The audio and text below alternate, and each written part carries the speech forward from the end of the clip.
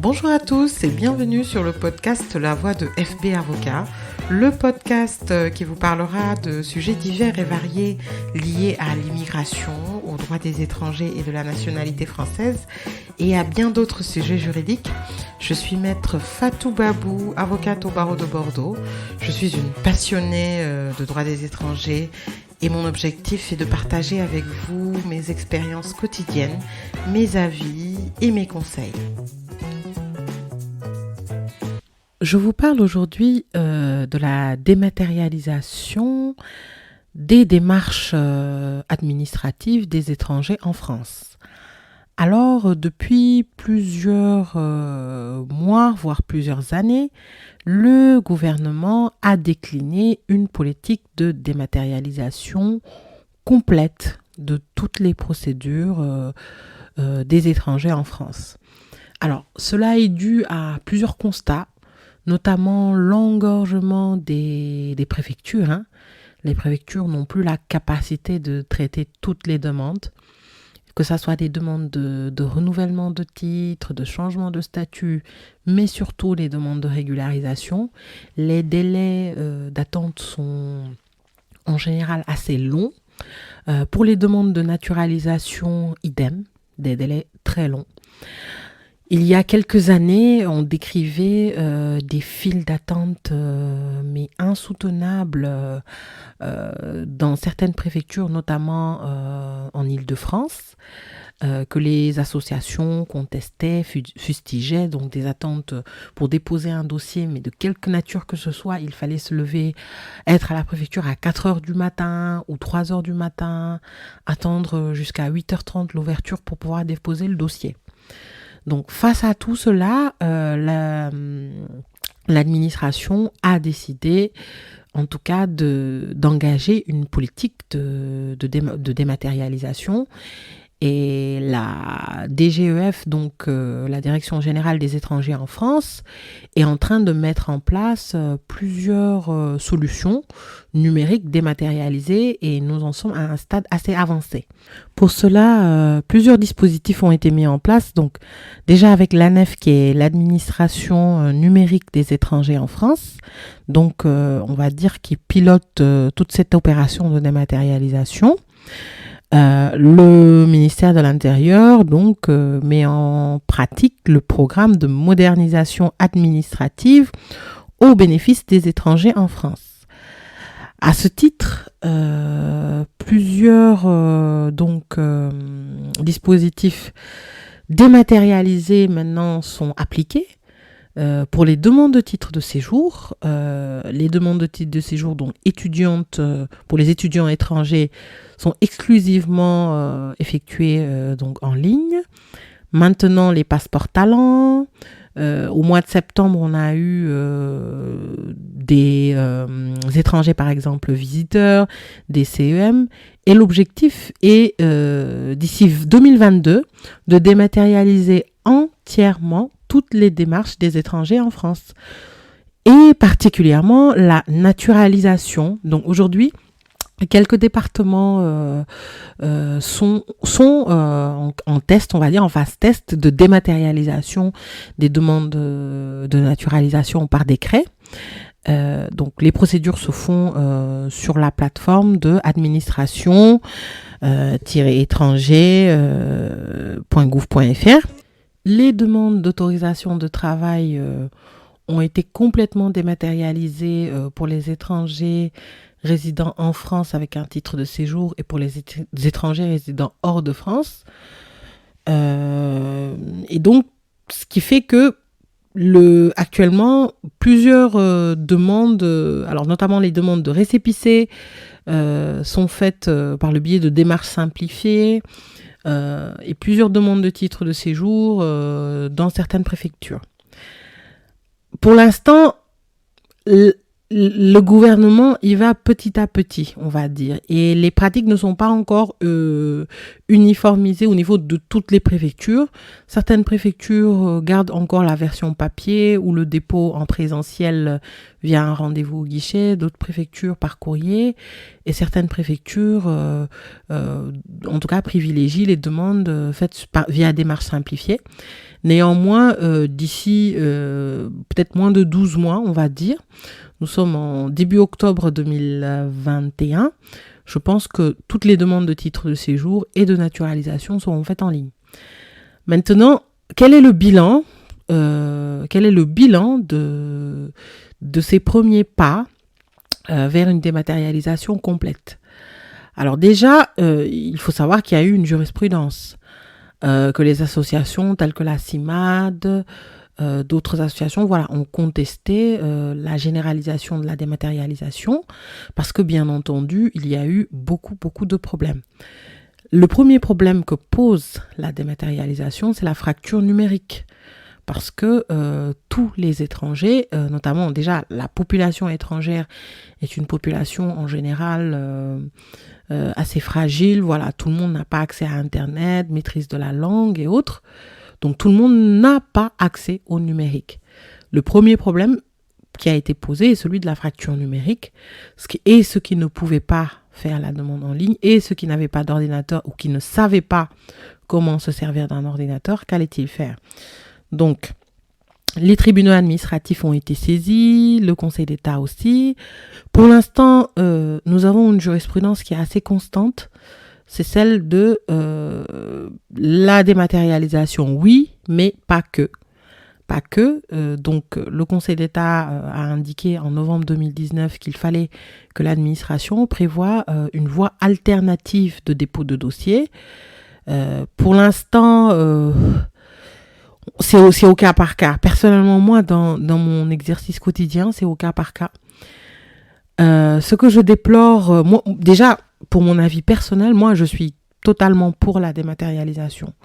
Je trouve que c'est nécessaire et inévitable parce qu'il y a trop de dossiers. Personnellement, même moi, dans le cabinet, je privilégie la dématérialisation des pièces avec les clients. Voilà. Donc, je trouve que la dématérialisation est nécessaire. Par contre, on ne peut pas imposer cette dématérialisation-là. D'une part, donc pour faire part de mes constats, il y a beaucoup de problèmes. Aujourd'hui, j'ai des personnes qui ont droit, vraiment de plein droit, qui doivent bénéficier d'un renouvellement de leur titre de séjour. J'ai plusieurs étudiants, j'ai des passeports talents, j'ai d'autres personnes donc pour qui les démarches en ligne sont obligatoires. Eh bien, la plateforme numérique a beaucoup de problèmes. Certains numéros de séjour ne sont pas reconnus, certains comptes sont bloqués, certains comptes ne peuvent être ouverts pour des raisons que l'on ignore. Et donc, au contact de l'ANEF dit oui, effectivement, nous avons des problèmes. Nous sommes dans la résolution de ces problèmes-là. Donc, logiquement, le préfet du département du lieu de résidence étant juridiquement responsable de la demande de titre de séjour, si la voie numérique ne marche pas, la voie administrative normale, c'est-à-dire un dépôt papier du dossier, devrait être acceptée. Eh bien, dans la plupart des cas, j'ai des refus.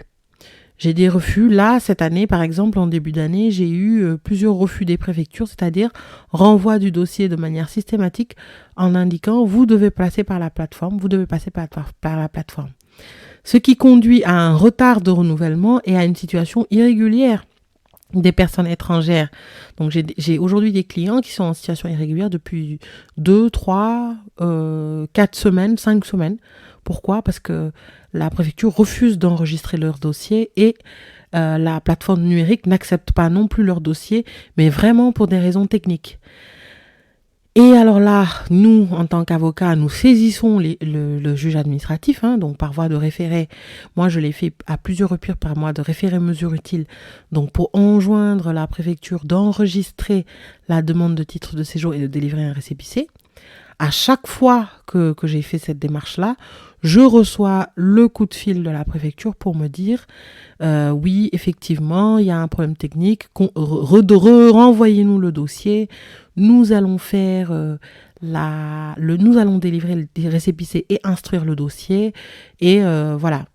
Et donc, je me désiste du recours, du recours en référé, ce qui est assez dommage. Donc ça, c'est moi le premier constat que j'ai. Bien entendu, je constate plusieurs personnes qui viennent me voir parce qu'elles ne savent pas comment déposer un dossier en ligne. Et puis, il y a également la question des attestations de régularité de séjour, ces nouveaux récépissés qui sont délivrés aux étudiants, que certains employeurs n'acceptent pas forcément, ou certaines administrations. Donc, il y a beaucoup de problèmes liés à la dématérialisation.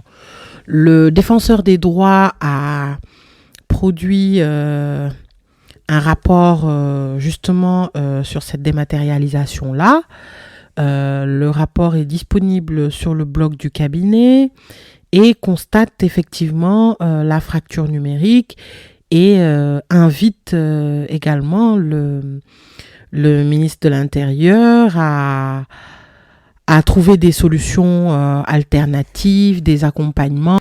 Et dans ce sens, il préconise de conserver toujours plusieurs modalités d'accès aux services publics, de prendre en compte les difficultés des usagers, de repérer et accompagner les personnes en difficulté numérique et de former les accompagnateurs. C'est exactement ça. Moi, vraiment, je pratique le droit des étrangers au quotidien. Vraiment. Et donc, je constate vraiment de manière assez objective les bienfaits de cette dématérialisation, mais également les méfaits. Et donc, malheureusement, plusieurs personnes aujourd'hui sont lésées par les problèmes techniques de l'ANEF, mais surtout par le comportement des préfectures qui refusent tout enregistrement, mais vraiment tout enregistrement par voie papier. Donc, personnellement, moi, mon avis, c'est de maintenir et de renforcer, d'accord, cette dématérialisation, donc dépôt de dossier par voie numérique, mais d'obliger les préfectures à accepter les dépôts de dossiers par courrier ou par papier, ou je sais pas, au guichet, si il y a un problème technique. Vraiment. Moi, ce que je fais, c'est que quand j'ai des problèmes techniques, maintenant, j'envoie à la préfecture une lettre avec mon courrier de demande de titre de séjour, mais en exprimant en rouge et vraiment en gras, problème technique sur la plateforme de l'ANEF pour qu'ils essaient, parce que je n'ai pas toujours envie non plus de saisir un référé mesure utile, sachant que derrière, la préfecture va de toutes les façons délivrer le récépissé et enregistrer la demande. Donc, moi, ce que j'aimerais dire aujourd'hui, si le président de la République ou le directeur général des étrangers en France ou le responsable de l'ANEF ou le ministre de l'Intérieur m'entend, c'est d'abord, il faut résoudre les problèmes techniques de la plateforme numérique, des étrangers en France, parce qu'il y en a visiblement beaucoup. Mes collaborateurs ont eu à parler, à appeler déjà pendant des heures et des heures avant de joindre le service technique, d'exposer une difficulté, donc d'impossibilité de déposer un dossier, et l'agent qui était au bout disait effectivement on n'y peut rien, c'est de notre faute. Donc ça déjà, c'est un problème qu'il faut résoudre très rapidement. Deuxièmement, il faudrait passer des instructions aux préfectures pour qu'elles ne refusent pas systématiquement les dépôts de dossiers en ligne et qu'elles acceptent d'instruire les demandes de titres de séjour, donc pour lesquels la procédure dématérialisée est obligatoire, avec une capture d'écran en prouvant que le site refuse d'enregistrer le dossier. Pour moi, c'est très simple. Ça éviterait de causer, en tout cas de mettre en situation irrégulière certains étrangers, particulièrement les étudiants. Aujourd'hui, j'ai une étudiante qui n'a plus de stage, une autre qui n'a plus de contrat en alternance parce que son dossier n'est pas enregistré en tout cas, la plateforme refuse d'enregistrer son dossier et la préfecture également. Donc là, nous allons encore une fois saisir le juge administratif, mais vraiment pour une note, pour une circulaire et juste expliquer, accepter, il y a aujourd'hui des problèmes au niveau technique, accepter quand même d'enregistrer ces dossiers-là. Voilà. Merci de votre fidélité. C'était la voix de FB Avocat. À très bientôt pour de nouveaux épisodes. En attendant, suivez-nous sur les réseaux sociaux Facebook, LinkedIn, Instagram /FB Avocat.